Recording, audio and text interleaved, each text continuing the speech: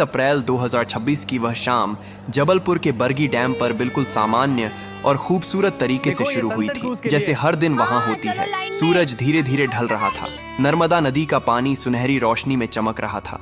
हवा हल्की थी और माहौल में एक अजीब सी शांति और खुशी थी। लोग अपने परिवारों के साथ घूम रहे थे। बच्चे हंसते हुए इधर उधर दौड़ रहे थे। कुछ लोग मोबाइल से फोटो और वीडियो बना रहे थे और कई लोग उस दिन की सबसे खास चीज का इंतजार कर रहे थे, क्रूज राइड। वह बड़ी मोटर बोट जो लोगों को नदी के बीच लेकर जाती है ताकि वे प्रकृति के बीच कुछ पल शांति से बिता सकें। लगभग शाम के 5 बजे के आसपास लोग धीरे धीरे उस नाव में चढ़ने लगे। कोई अपने दोस्तों के साथ था, कोई परिवार के साथ, कोई अपने छोटे बच्चों को गोद में लेकर चढ़ रहा था। एक माँ अपने लगभग 3 साल के बच्चे को सीने से लगाए हुए थी। बच्चा खुश था और पानी की तरफ देखकर ताली बजा रहा था। कुछ कॉलेज के लड़के मजाक कर रहे थे। एक नवविवाहित जोड़ा हाथ पकड़े बैठा था। Every moment with you is I love you. कुछ बुजुर्ग शांत बैठे थे। Yes, much better. Thank you. कुल मिलाकर करीब 30 से 31 लोग उस नाव में सवार हुए। नाव के कर्मचारियों ने जल्दी जल्दी लोगों को बैठाया। कुछ लोगों ने सुरक्षा को लेकर सवाल किया कि लाइफ जैकेट कहाँ है। कुछ को जैकेट दी गई, लेकिन कई लोगों को नहीं मिली और कर्मचारियों ने यह कहकर बात को टाल दिया। Okay, good. Thank you. और रोज की तरह ही यह यात्रा भी सामान्य होगी। उस समय किसी को अंदाजा नहीं था कि यही छोटी सी लापरवाही कुछ ही देर में कितनी बड़ी त्रासदी में बदलने वाली है। नाव धीरे धीरे किनारे से दूर जाने लगी। इंजन की आवाज हल्की थी। पानी पर हल्की लहरें बन रही थीं। लोग खुश थे। कोई सेल्फी ले रहा था, कोई वीडियो बना रहा था। बच्चे पानी को देखकर खुश हो रहे थे। कुछ लोग गाने गा रहे थे। दूर कहीं काले बादल दिखाई देने लगे। हवा थोड़ी तेज हो गई। शुरू में किसी ने ज्यादा ध्यान नहीं दिया, क्योंकि अक्सर ऐसा मौसम आता है और चला जाता है। लेकिन कुछ ही मिनटों में हवा की रफ्तार बढ़ने लगी। पानी में हलचल तेज हो गई। नाव हल्की हल्की डोलने लगी। कुछ लोगों ने चिंता जताई और कर्मचारियों से कहा कि शायद वापस लौटना चाहिए, लेकिन जवाब मिला कि यह सामान्य है और डरने की कोई बात नहीं है। यह वही पल था जहां अगर फैसला बदल जाता तो शायद कहानी भी बदल जाती।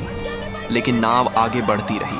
अब हवा और तेज हो चुकी थी। लहरें ऊंची उठने लगी थी। नाव अब पहले से ज्यादा हिल रही थी। लोगों के चेहरों पर मुस्कान की जगह डर आने लगा था। बच्चों ने रोना शुरू कर दिया था। महिलाएं भगवान का नाम लेने लगी थीं। कुछ लोग खड़े होकर संतुलन बनाने की कोशिश कर रहे थे। तभी अचानक एक तेज झोंका आया और नाव एक तरफ जोर से झुकी। लोग चीख उठे। कुछ लोग गिर पड़े। पानी नाव के अंदर आने लगा। माहौल अब पूरी तरह डर में बदल चुका था। लोग चिल्ला रहे थे, वापस चलो, यहाँ से वापस चलो। सब डरे हुए लेकिन अब बहुत देर हो चुकी थी। अचानक एक और बड़ी लहर आई और नाव का संतुलन पूरी तरह बिगड़ गया। कुछ ही सेकंड में वह पल आया जिसे कोई कभी भूल नहीं पाएगा। नाव पलट गई और सब कुछ पानी में चला गया। एक पल पहले जो लोग हंस रहे थे, अगले ही पल वे खुद को गहरे पानी में पाते हैं। चारों तरफ चीखें, पानी और अफरा तफरी थी। कोई किसी को पकड़ने की कोशिश कर रहा था, कोई तैरने की कोशिश कर रहा था। कई लोगों को तैरना नहीं आता था। कुछ लोग लाइफ जैकेट के सहारे ऊपर रहने की कोशिश कर रहे थे। वह माँ जिसने अपने बच्चे को सीने से लगाया हुआ था, पानी में गिरते ही उसने अपने बच्चे को और कसकर पकड़ लिया। वह खुद तैर नहीं पा रही थी, लेकिन उसने अपने बच्चे को छोड़ा नहीं। कुछ लोग एक दूसरे को पकड़कर बचने की कोशिश कर रहे थे, लेकिन डर और घबराहट इतनी थी कि कोई सही दिशा में सोच नहीं पा रहा था। इस बीच किनारे पर मौजूद कुछ लोगों ने शोर सुना और तुरंत मदद के लिए दौड़े। पुलिस और रेस्क्यू टीम को सूचना दी गई। कुछ ही देर में बचाव कार्य शुरू हुआ। नावें भेजी गईं। लोगों को पानी से निकालने की कोशिश की गई। Lift his head. Keep it stable. Got his torso.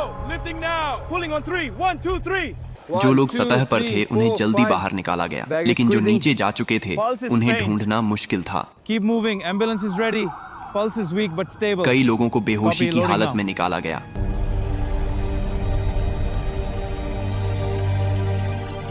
लेकिन कुछ लोगों को बचाया नहीं जा सका।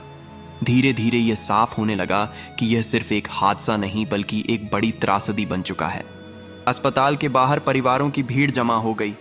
हर कोई अपने अपने लोगों के बारे में पूछ रहा था। किसी का बेटा अंदर था। I can't take it anymore.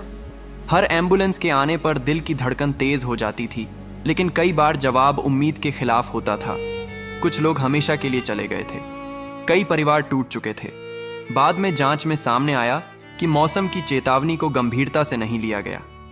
नाव को समय पर वापस नहीं मोड़ा गया और सबसे बड़ी बात, सभी यात्रियों को लाइफ जैकेट नहीं दी गई। यह एक ऐसी गलती थी जिसकी कीमत कई जिंदगियों ने अपनी जान देकर चुकाई।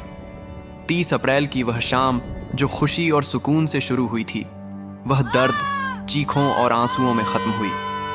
और आज भी जब उस घटना को याद किया जाता है तो एक ही सवाल मन में आता है, अगर थोड़ी सी सावधानी बरती जाती, अगर सही समय पर सही फैसला लिया जाता, तो क्या ये लोग आज जिंदा होते?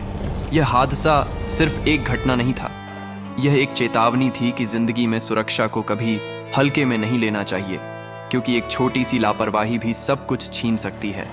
और उस दिन नर्मदा का शांत पानी गवाह बन गया उन आखिरी पलों का, जहां हंसी अचानक